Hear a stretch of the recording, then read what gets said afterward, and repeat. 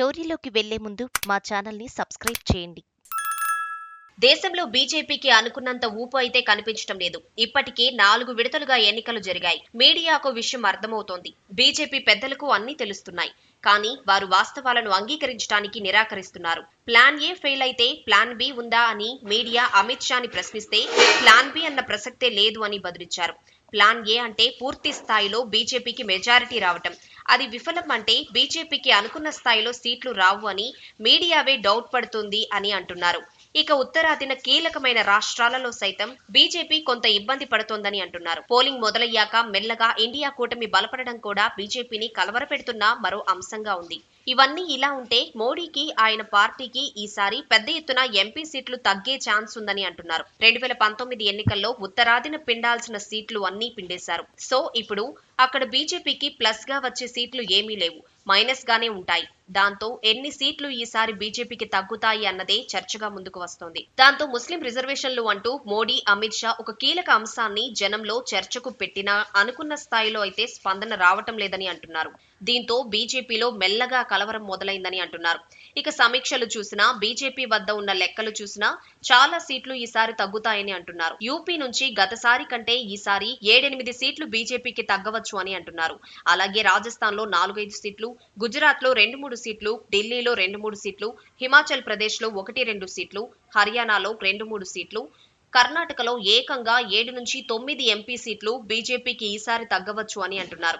ఇకపోతే బీహార్లో కూడా 6-7 సీట్లు బీజేపీకి ఈసారి తగ్గుతాయని అంటున్నారు. మహారాష్ట్రలో సైతం బీజేపీ కూటమికి 6-7 సీట్లు తగ్గుతాయని అంటున్నారు. ఇలా చెప్పుకున్న స్టేట్స్ అన్ని బీజేపీకి అతి ముఖ్యమైనవి, రాజకీయంగా బీజేపీకి అందలాన్ని అందించినవి. ఈ సీట్లు కనుక బీజేపీ కోల్పోతే మాత్రం చాలా భారీ నష్టం ఏర్పడుతుందని అంటున్నారు. అయితే తెలంగాణలో 2-3 సీట్లు, ఏపీలో 3 సీట్లు అదనంగా బీజేపీ ఖాతాలోకి చేరవచ్చని అంటున్నారు. అలా దక్షిణ కర్ణాటకలో బీజేపీకి తగ్గే సీట్లను తెలుగు రాష్ట్రాల ద్వారా ఎంతో కొంత భర్తీ చేసుకోవచ్చని అంటున్నారు. ఇదిలా ఉంటే ఉత్తర భారతాన జాట్లు, రాజ్పుట్స్ల ప్రాబల్యం చాలా ఎక్కువగా ఉంటుంది. గత 2 ఎన్నికల్లో బీజేపీని భుజాలకెత్తుకొని మోసిన జాట్లు ఈసారి బాయ్కాట్ మోడీ, బాయ్కాట్ బీజేపీ అని నినాదాలు, స్టేట్మెంట్స్ ఇస్తున్నారు. ఇక యూపీ సీఎం యోగి ఆదిత్యనాథ్ రాజ్పుట్ అన్నది తెలిసిందే. మోడీ ఈసారి గెలిస్తే కనుక యోగిని సీఎం పదవి నుంచి మార్చేస్తారని అంటున్నారు.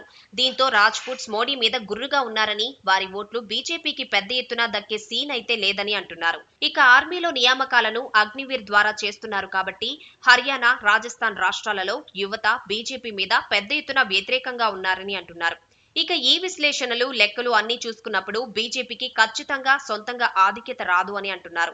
అంటే మ్యాజిక్ ఫిగర్ 273కి సరిపడా ఎంపీలు బీజేపీకి దక్కవని అంటున్నారు. ఈ నేపథ్యంలోనే బీజేపీకి ఏపీ నుంచి చంద్రబాబు, జగన్ల మద్దతు అవసరం పడవచ్చని అంటున్నారు. ఒక విధంగా ఈ ఇద్దరు నేతలకు వచ్చే ఎంపీ సీట్లతోనే బీజేపీ బండి కేంద్రంలో నడవాల్సిన పరిస్థితి వస్తే మాత్రం రాష్ట్ర ప్రయోజనాల కోసం కండిషన్లు పెట్టి ఏపీకి న్యాయం చేసేందుకు కృషి చేయవచ్చని అంటున్నారు.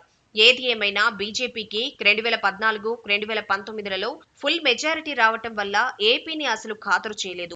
కానీ ఈసారి ఏపీ పార్టీల మద్దతుతోనే ప్రభుత్వం ఏర్పాటు అయితే మాత్రం బీజేపీ ఖచ్చితంగా ఏపీ మీద ఫోకస్ పెట్టాల్సిందే అంటున్నారు. అప్పుడు ప్రత్యేక హోదా, రాజధానికి నిధులు, పోలవరం నిధులు, విభజన హామీలు వంటి వాటి విషయంలో బీజేపీ నుంచి ఖచ్చితమైన హామీలు తీసుకుని వాటిని సాధించే బాధ్యత మాత్రం బాబు, జగన్ల మీదనే ఉందని అంటున్నారు.